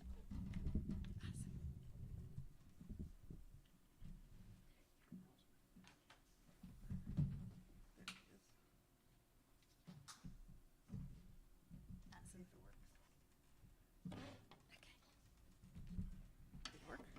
It worked. Just get this kind of like a little bit adjusted for you. That's fine. Does that feel good? Uh-huh. Okay, cool. You shouldn't have to lean sideways. Okay, good. Hi, everybody. As I said before, I'm Kirsten Hunter from DataStax. And what I'm going to show you tonight is not a Java thing, but what I want to show you is a notebook that we have, a Jupyter notebook, that you can go through yourself and play with the different models that are out there. To start with, I'm just going to talk a little bit about Cass.io. One of the things that happened when we created Vector is, LangChain was out there, and Llama Index was out there, and OpenAI was out there, and people were coming to us and saying, I don't get it. How do I connect that with this? And so a really brilliant engineer at our company, Stefano, created something called Cass.io, which is a framework that allows you to plug in things from LangChain or from any of the providers out there. And he's constantly adding more. He's trying to keep up with the incredible pace of the creation of them. But what I'm going to show you here is kind of what you can get if you, let me show you Cass.io. So this is cassio.org. If you go to cassio.org and you go to LangChain or Llama Index, you're going to find these notebooks like the one I'm showing you here. So the assumption that this makes is that you have an Astra database. We've talked a little bit about the Astra database, Cassandra in the cloud. It is free. You get up to $25 a month of traffic and storage. And you think, well, I mean, like if that were AWS, I'd get like 42 seconds of something, right? So, but no, we give you 80 gigabytes of storage, as Aaron said, and also millions and millions of reads and writes on your application. So you could actually run a small company on the free tier for Astra. So you can play with it with confidence. Also, one of the other things that's amazing that no one has mentioned yet is there is no credit card necessary to sign up for Astra. So you're not going to accidentally find that we've charged you for stuff that you didn't actually want. If you don't give us a credit card and your instance starts to run up against those numbers, we send you an email. It says, would you like to give us a credit card? If you don't answer, or if you answer no, it just turns off your instance until the beginning of the next month. So for playing around, for development, for learning, it's a great system, and you can be confident that you're not going to accidentally end up with a $30,000 bill from Amazon because you forgot to turn off the things that were doing some really expensive things. Okay, so this is are you guys familiar with Jupyter Notebooks? Okay, so obviously it's using Python because that's what people are always using. And again, my boss, Cedric, is working on Java instances of the Cass.io stuff. So that should show up fairly soon. But for now, I did this setup already because it requires that I copy and paste a lot of things, and I'm terrible at doing that while I'm talking. So I'll just talk about what I went through. So we did the pip install. We got a few errors that are just temporary issues with Cass.io. We have database parameters. So we need to get the database parameters from Astra. There's information in the notebook on how to do this, and it tells you how to get that token that you need in order to use this notebook. So then I put the Astra DB ID, which uniquely identifies a particular database. We don't use names because people could name two databases the same thing. So this is how we uniquely identify it. And I put in my token. And then now we're down to LLM providers. So this particular notebook allows you to use a lot of different providers, but in this case, I'm going to be using Azure OpenAI. I like Azure OpenAI for one thing, because OpenAI is a little careless with your data. They might do things with it. The Microsoft has very strict privacy parameters, and they're very careful about what happens to the data that you put in there. So, and they cost about the same. So my suggestion is that you try Azure OpenAI. Now, one of the things about Azure OpenAPI that's different than a lot of the other ones is that there are a lot of things that you have to get, but you can get all of these from the Azure OpenAI Studio that she was talking about. You can create the model, you can have everything working, and then you can get the values for all of those things there. So then I just grabbed a couple of texts, and now we've done the preamble for the Colab, right? All these things are actually only necessary if you're using Colab and Astra. If you were running it locally on your system with your own Cassandra instance, you wouldn't have to do quite so much setup. Of course, you'd still need to get the credentials for Azure OpenAI, but we wouldn't need the ones for Astra. Okay, so let me start. And oh, look at that, it's gonna work. That's great. So I'm getting a character text splitter, a recursive character text splitter. I'm getting these things from LangChain. And then I'm gonna grab the Cassandra flavor of the LangChain vector store. We use LangChain a lot with Cass.io because it really provides a lot of that grease that we're trying to get to connect all the different pieces together.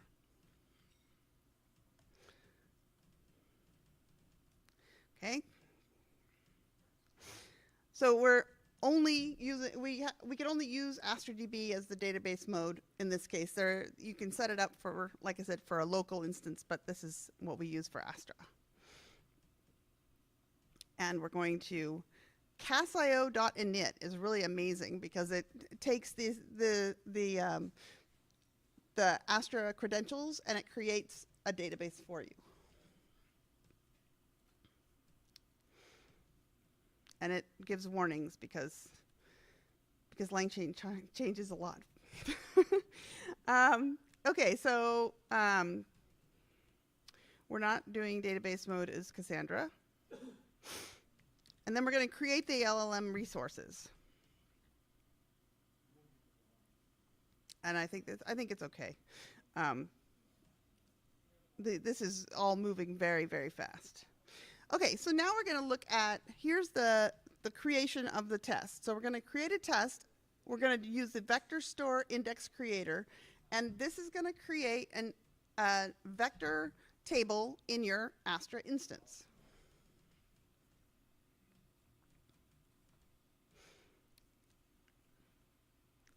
And then Stefano's a secret literary snob, so we're going to use an Edgar Allan Poe short story. And then this is just a little bit of workaround that we need because the way the vector store index wrapper worked wasn't quite exactly what we wanted. So like this. And it's chunking, and it's storing. And then we're going to create the index. Now we get to actually see what's in the database. Okay, so what he did was take each line separately. The vector is here. Have to stay here. The vector is the vector, and it shows you what these things are. One of the things that I always found very confusing was about the vector was, what is the vector? What is the embedding? And somebody explained it to me. They said it's its address. Like you've got a neighborhood, it's got all full of documents and everything, and that's the address for that particular item. So, so that might help as well. So we're going to ask who is Luke Cheesy, and it'll tell me in a sec. So it's giving me a very long answer as to who is Lucchese. Lucchese? Lucchese. But, I mean, you saw what we did, right? I mean, we started with a table, we embedded the documents, and we shoved them in there. And then we asked it a question, and we got an answer. And this is all using Azure's OpenAI tools. So the rest of it is just repetitive. So I'm going to go back again and say I strongly, strongly encourage you to check out cassio.org and start playing around with the things there. There are, I think, 35 different notebooks that you can go through, so you don't actually have to write a lick of Python code to use it and kind of see how the pieces work together.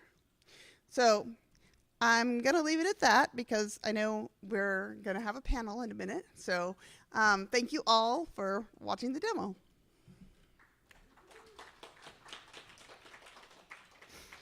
And no demo demons came.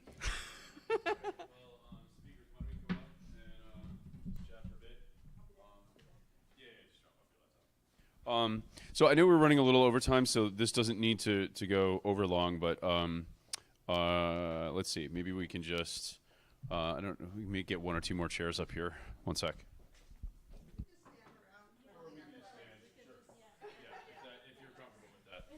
Most of us sit on our butts for a living, so we're grateful for this chance to stand, I think.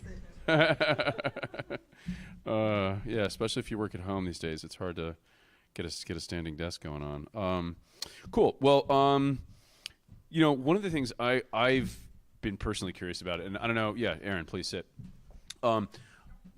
Was wondering, you know, and I wanted to get all of your opinions on this just to start out, and then we're going to do the questions that we talked about. You know, there's a big trend these days with like, hey, we can use natural English to query databases. And it's like, well, it's called structured query language. Like in English, not so structured, right? You might ask it, like you might ask it one way. I might ask it another. That doesn't really work with analytics, right? Like you need to get, if there's variance in the input, there's variance in the output. Like, so what do you guys think about, like, is this going to be a thing? Like LLM as your interface to database? Like how, like, I don't know what your thoughts are, but it just seems inherently problematic to me as I scratch my head. So I'm just kind of wondering if you have any thoughts on that one. And I think a lot of the operational database companies, like Mongo just released support for Vector. MariaDB is working on support for Vector. Postgres has an open source project for Vector. So a lot of these operational databases are looking to support this data type. And I just keep finding myself wondering, like, how is this going to work? You know, I don't know. But anyway, any thoughts? No? Anyone? Yeah, please. I don't know. Were you putting your hand up? No? Okay. Well, you know, I think this is where, you know, like we talked a lot about approximations with, you know, specifically with vector search tonight, where that comes into play. Just with a lot of the apps that I've built, you know, using a lot of these tools so far, is that, you know, the chat-based models tend to account for a lot of those smaller semantic differences, you know. So like, you know, like Peter, if you wanted to say, hey, you know, give me, you know, how many times some movie on Netflix was watched, like The Karate Kid or Cobra Kai or whatever, yeah, you know, how many times was that watched, right? And I would say, hey, I'd like to see how many views are on The Karate Kid. You know, I'll ask it differently, but really for the same thing. It knows how to pull out the relevant bits of conversational action from that. And actually, that sounds a little vague. It knows, but when you use a chat-based LLM, yeah, it's kind of designed for that, a little bit of that semantic identification where it kind of knows how to work with, you know, again, approximations. It can figure out what's important. Just yeah, kind of based on that. All right, I'm just babbling now, so I'm going to pass this off. So.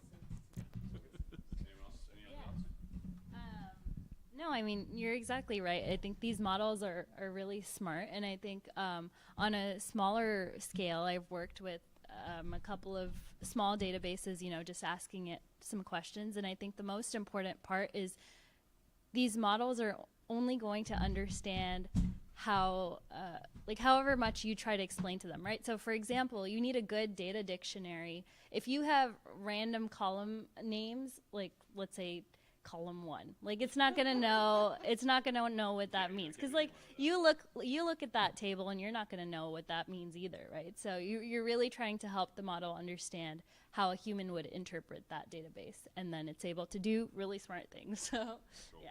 Nice. Right on. All right. Well, one last one, just one other general question was, I've heard retrieval augmented generation thrown around a couple times. Just show of hands, like, I don't really know what, I think I know what that means because I read about a blog that was about like 3 pages long about it. So that's the extent of my knowledge. Is anyone else in the same boat as me? Like, what is retrieval augmented generation? Because I heard that. Okay. So maybe one of you could give your perspective on it. Yeah. Do you want to? Okay.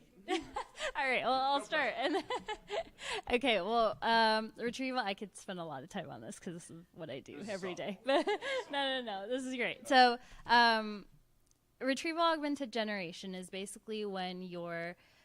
I'll give you guys the simplest example of why grounding is important, right? So let's say you ask one of the GPT models a question today. They haven't been trained with data that's greater than 2021, right? So it's not going to understand if you say like, who won the Olympics in 2023? And it's going to give you, so it's like, I can't answer this, right? And so then the first step is to really ground it with data, which means you're giving it the data of whatever, let's say you give it who was the winner of this specific Olympic sport in 2023, and then it's able to give you the right answer. So that's the simplest form of grounding. But you can't include all of that text in your system prompt because you have a token limit for these GPT models, which is why then you have your external knowledge base, which can contain like a bunch of PDFs, or you can have other like databases that you're trying to query from as well, right? So you have all of these sources of data, you're trying to query from them.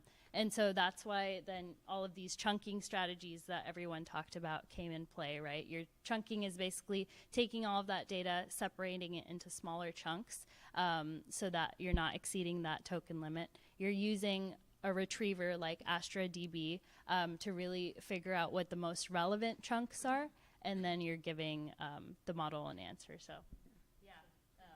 That was awesome. Yeah, that was great. It reminds me of one of the other sample apps that I put together was RAG, and so I wanted to I put in a 1 act 1 scene of Romeo and Juliet, and I put it in there, and I asked, how did Juliet die? And someone said, how do you know it's not using the stuff you already gave it? So I changed her name to Astra, and I put it in there, and I found that the LLM that uses is so important.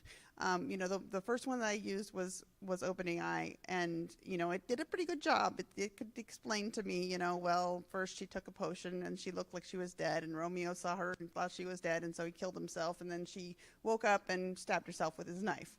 It was a really good answer. I was very pleased with it.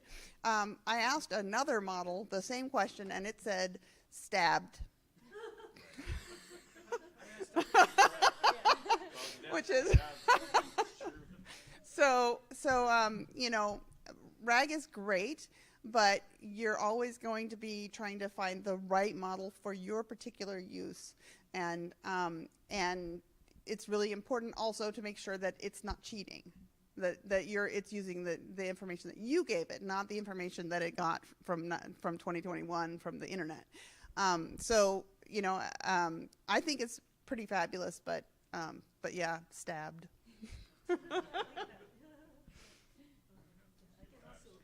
Just supplement a little bit. Thank you. Yeah, those are very great. But just kind of a bit more of a technical explanation. I think the RAG, my understanding, is really like a hybrid model, right? And it's one part of it is retrieval, the other part is generative. So it's like a hybrid model in which, you're retrieving information. Think of it like a librarian pulling in all the information, and then generative side will take the information from, kind of works in tandem, and then takes it and then go and, based on the results, it will fine tune it and enrich the answer. So that mechanically, that's what it is. And it's really an architectural pattern doesn't dictate how you implement it. So it's up to all these libraries or how you kind of do things too. So I think, yeah, it's kind of explaining RAG. So you have something to say? No. Okay.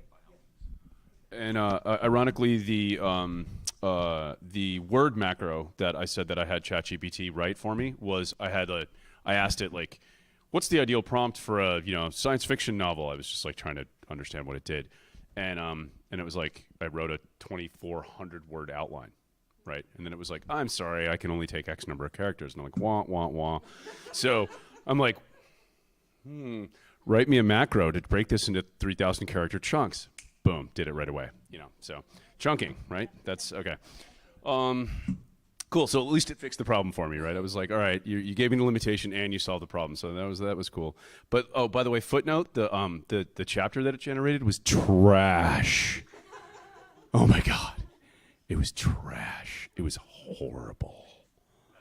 Don't do it. No, it was. Dude, yeah, it was like Highlander 4 bad. It was really bad. It was just absolute utter trash. So Aaron, one thing I found myself curious about a little bit as you were talking was you mentioned sorry, I'm just checking my notes because this is a new term for me, concurrent vector indexing, right?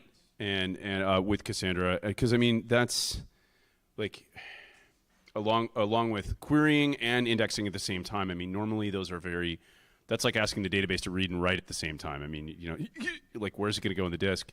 How does that work, and how does it not fall over and die? No, that's a great question, Peter. So, oh yes, thank you. But I mean, you can it. So no, that's a great question and totally valid. And really the first indication I had of this and how big of a deal it was is we had vector search implemented in Astra for I think a good month or so. And I sat down with Patrick one day, Patrick McFadden, and he says to me, he's like, hey, you know what I want you to do? I want you to go out, I want you to find one of our competitors, and I want you to mess around with their database and just see what you can do with it. I'm like, okay, all right. So I go to Pinecone. Everybody talks about vector databases. Pinecone inevitably comes up in the conversation. And I go to Pinecone, and I load some vectors in. I'm like, oh, all right, this is easy. And I run a query that I know will return one of those vectors, and like nothing happens. And I'm like, really? Sorry, what? It didn't return anything. Yeah. So I ran the query again, nothing. I'm like, well, maybe I'll go downstairs and get a cup of coffee. And I did, and I came back and I ran the query again. And this time I actually did get the results that I was expecting. And that's kind of a common problem. And I alluded to this a little.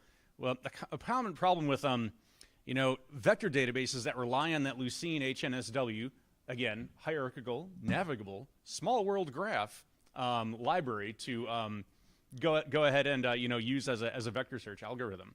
In that, it's single threaded, so yes, it's taking forever to index, and while that's happening, yeah, you can't query that data. So that's kind of the bad part. That's the advantage that again we get with JVector and a lot of the concurrency benefits of the most recent versions of Java, as well as Project Panama. So. Since we, sorry, please, yeah. Can you give Homeboy the mic?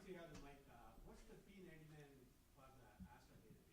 When I use a select the limit of thing by Oh, sorry, what? P99 performance. Oh, I've on a limit of 3 to 5. Oh. Well, I can tell you this. I ran a cluster at Target that was about 200 nodes in GCP.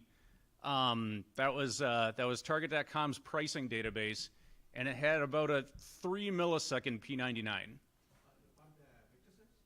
Oh, not for vector. That was for like a normal lookup. You're right. Vector goes a little more.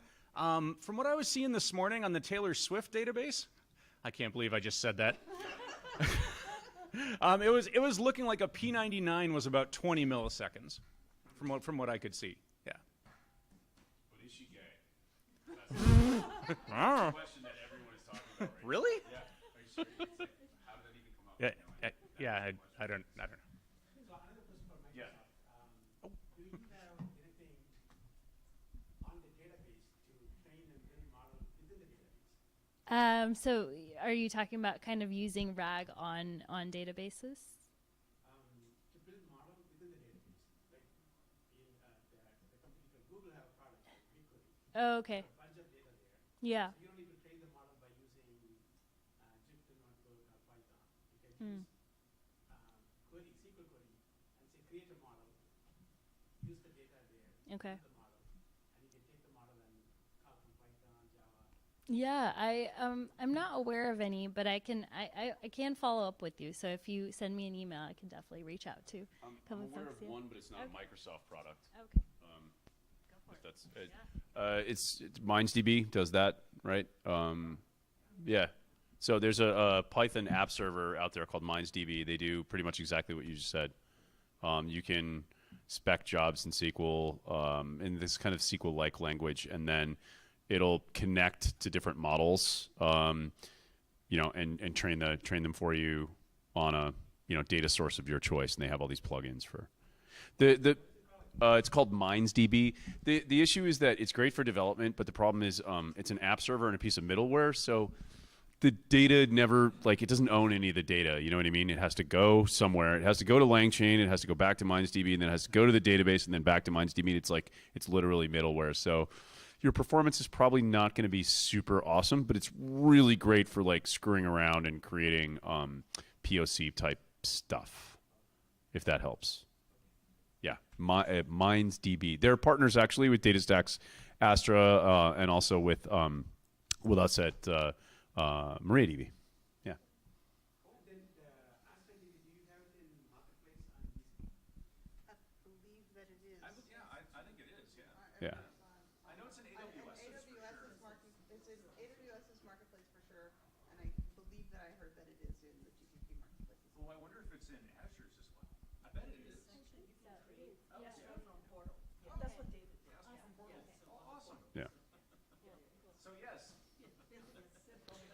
P99 confidence level there. Yeah. Sir. When you work the DB to do search, how many dimensions do you decide? How you decide, say, 368 or 1500? Who are you directing that question to? Someone in particular, or just? I know two of the numbers.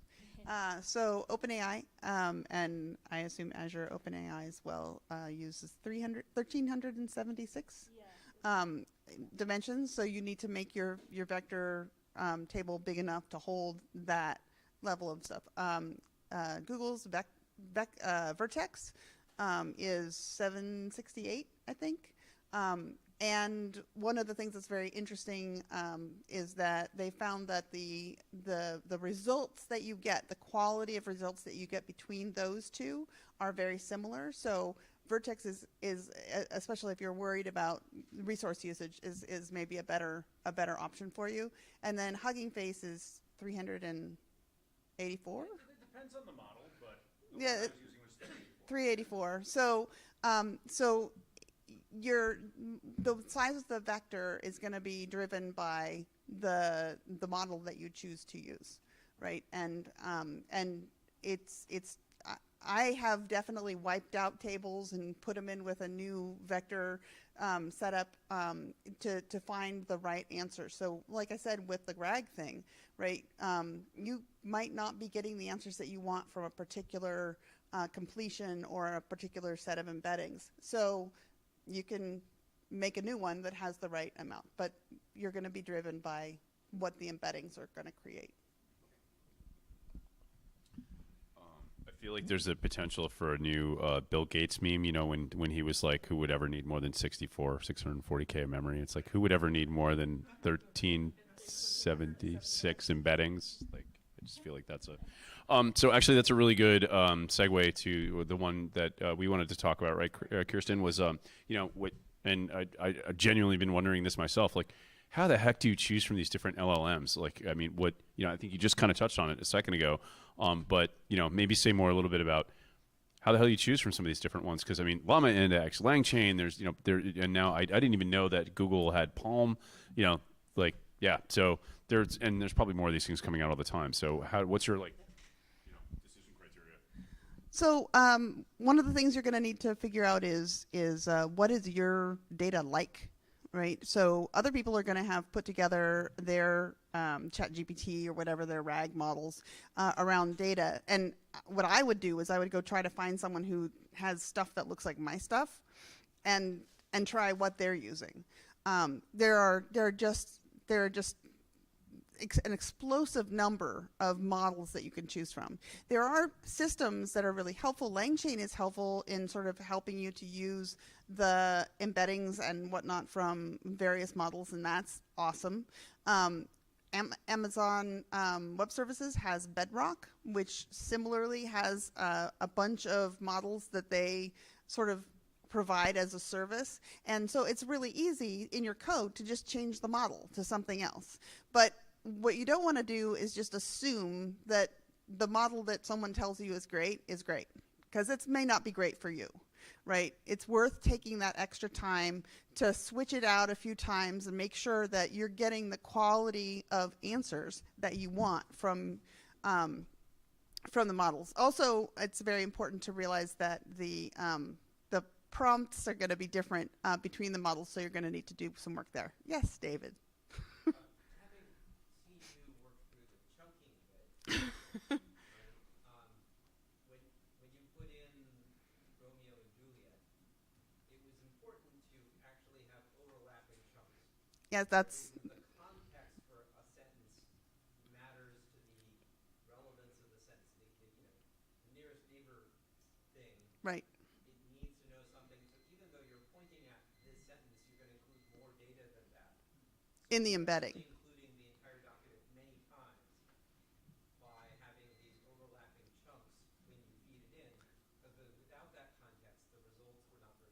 Right, that's absolutely true. So having overlapping chunks is very useful no matter what model it is that you use. And so in the case of Romeo and Juliet, what I did was I actually took the line before and the line after, and I used that for the embedding, but I only put the line in the database, right? So the address where it lived, knew that they had just been talking about this other thing before they started talking about this thing. And yeah, it really helped the output. But you need to include the first and the last house in the block. Yes. Make sure, yeah. Interesting. How much overlapping is It depends on what you're working with, right? If you're working with an essay, maybe one sentence from the previous paragraph and then your paragraph and then one sentence from the next paragraph. If you're working with very technical things, you may need to be a little bit more aggressive about where the overlap happens, right? To make sure that you've got the right context in that embedding. I'm sure that someone has written an excellent blog post on how to do overlapping. Yeah. Actually, I was looking for one last week. I couldn't find much, so I was left guessing what I was doing. Oh, you sent me one. Oh, hey, that'd be great. Yeah, please. Yeah, so when you talk about recommendation, I see like two types of recommendation. One is similar items. Peter just mentioned the bell, right? So you can say similar items. And then there's also like, say, items people also bought. Right. And the second category is not like very similar, but it's similar but not very similar as the first category. So how do you implement the second one? Oh, that's a great question. Yeah. I think it's a different kind of. That's a different kind of problem altogether, isn't it? Yeah, it kind of is. Yeah, so one of the things that it actually got me toward, or set me along trying to solve a better way to do product recommendations was, again, during my work at Target, I managed the recommendations Cassandra cluster, and that cluster holds the result of a Hadoop job that seriously takes like 3 days to run. And that's where I kind of looked at that, and I'm like, oh, there's got to be a better way than doing that. And you're right, that Hadoop job goes through all of the traffic data from Target.com over that period, and it says, hey, people who bought this also bought this, and or they looked at this and they also looked at this, and it takes those relationships and breaks them down in like a key value kind of a structure. Anyway, that's the whole map reduce, thing that Hadoop does. Seriously, it spends on that for like 3 days, and as soon as it's done, they have to start it again because it's, it needs 3 more days to get the next iteration of data, which again,